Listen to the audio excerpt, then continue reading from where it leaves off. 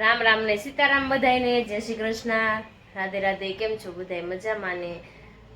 આજે જો મેં સાડી પહેરી છે.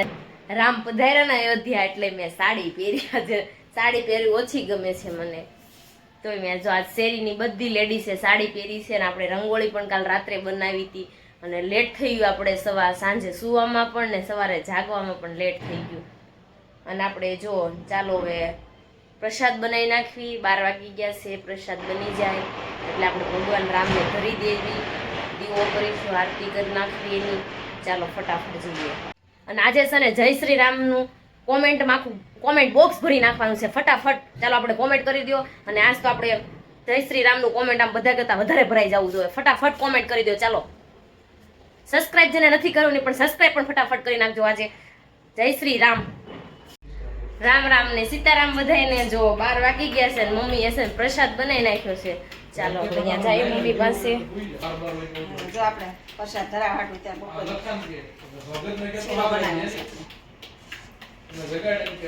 ચાલો આપણે ભગવાનને ધરી દેવી. પપ્પા હાલો ધરી દે. જય શ્રી રામ. 12 વાગે ભગવાન શ્રી રામને પ્રસાદ ધરાવજો, દીવો કરજો. અને ભગવાન શ્રી રામ લીલા આજ આપણે અયોધ્યામાં બિરાજમાન થયા છે, તો આપણે એવું જ માનવાનું છે કે આપણા ઘરે જ અયોધ્યા છે ને આપણા ઘરે જ ભગવાન રામ પ્રભુ આવ્યા છે ને આપણા ઘરે જ બિરાજમાન થયા છે. એવું બધાય ભાવથી રાખજો. આપણે અયોધ્યા તો ન પહોંચી શકવી, પણ આપણા ઘરે આપણે ભાવ એવો કરવાનો છે. આપણું ઘર એ અયોધ્યા છે. આજ ભગવાન રામલલ્લા આપણા ઘરે જ બિરાજમાન થયા છે, એવો આપણે હૃદયમાં ભાવ કરવાનો છે. તો બધાય ભાવિ ભક્તોને એવું કહું છું કે બપોરે 12 વાગે ભગવાન શ્રી રામ ભગવાનની પ્રાણ પ્રતિષ્ઠા મહોત્સવ છે, તો આપણા ઘરે એવું ભાવ કરવાનો છે કે આપણા ઘરે જ આપણે અયોધ્યા નહીં પહોંચી શકવી, પણ આપણે ઘરે જ અયોધ્યા છે એવું આપણે હૃદયની અંદર ભાવ પ્રગટ કરવાનો છે. જય શ્રી રામ. શું કાનાભાઈ? જય શ્રી રામ. દિલસુખભાઈને કહેવા પ્રમાણે અમે દિલથી ભાવ વ્યક્ત કરેલો છે. અમે અત્યારે દિલસુખભાઈ જે દીવો કર્યો છે, રામ ભગવાન પ્રસન્ન છે એવો ભાવ રાખીને દર્શન કરવા જઈએ છીએ. કરી લો.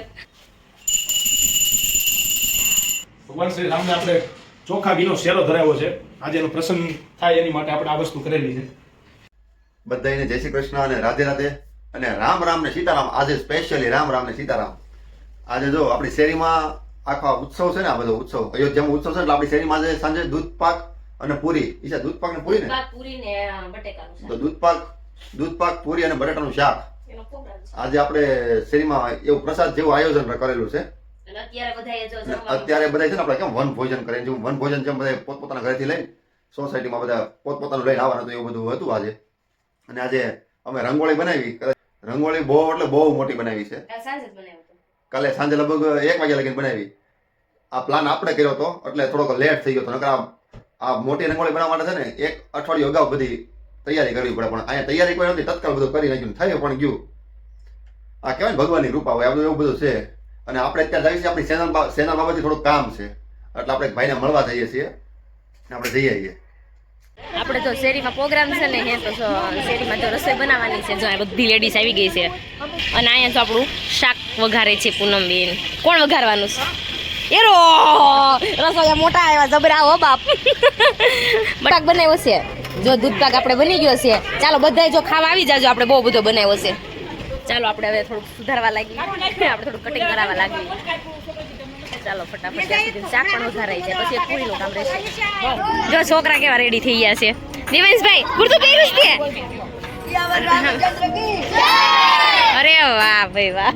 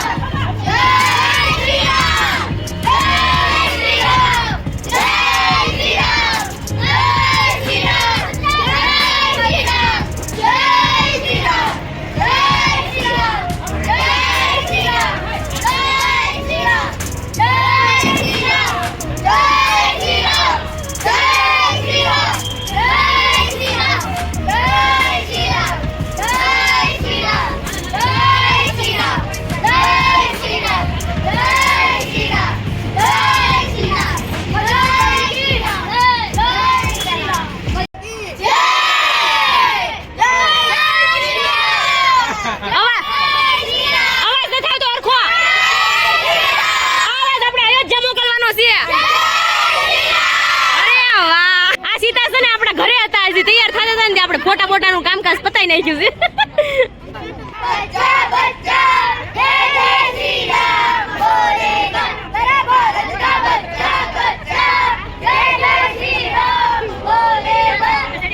ચાલો આપણે અત્યારે છે ને રામ ભગવાનની આરતી કરવાની છે એ માટે જો આપણે થાળી પણ તૈયાર કરી નાખી છે ચાલો આપણે હવે દીવા પ્રગટાઈ નાખવી અને આપણે રંગોળી તો દોરી જ નાખી હતી અને આપણે રામ ભગવાનના હવે દીવા કરવાના છે અને આરતી ઉતારવાની છે ચાલો આપણે બધા આરતી માટે જઈએ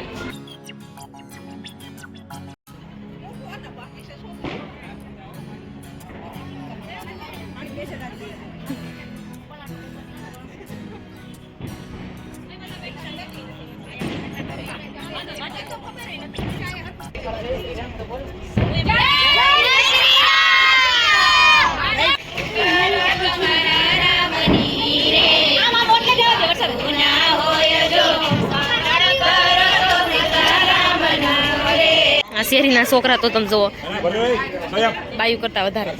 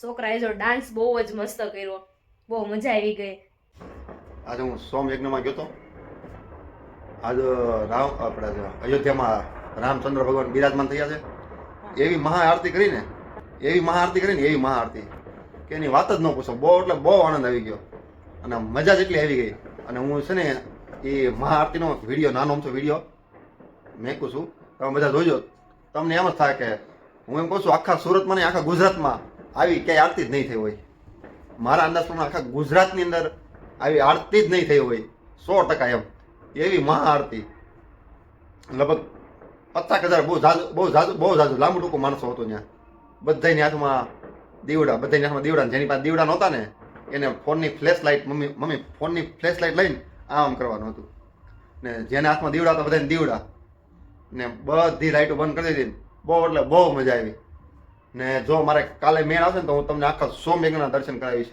હું સોમયજ્ઞમાં જવાનો છું જો મારે રજા પડશે તો હું સોમયજ્ઞમાં જવાનો છું બહુ એટલે વિરાટ સોમયજ્ઞ કહેવાય બહુ એટલે બહુ મજા આવે જો હું જઈશ ને તો હું તમને આખા સોમયજ્ઞના દર્શન કરાવીશ બધાને